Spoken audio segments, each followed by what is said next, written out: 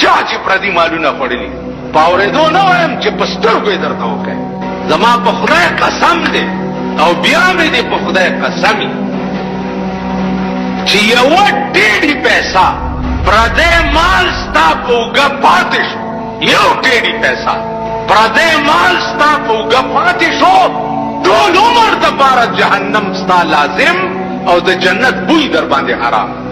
دا زما د کور خبره حافظ ابن کثیر لیکلی دي چې په قیامت کې به پیش شي او ډېر مزګزار او پرهیزګار او حاجي صاحب او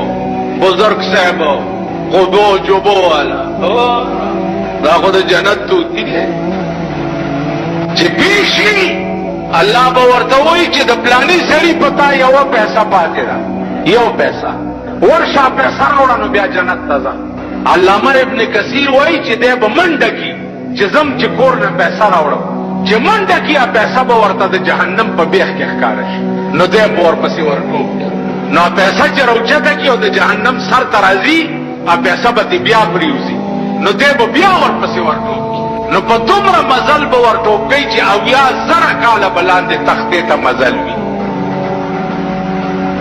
نو علامه ابن کثیر وایي چې تر قیامته پورې به د یو پیسې په عوض کې دا سړی په دې قهر گرفتار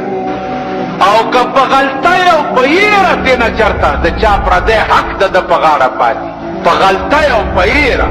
نو د یو پیسې په بدل کې به 500 قبول شوي منځونه ورکړلی کېږي 500 نو د مرګ نه وروستو هغه توره سوړه کې به څه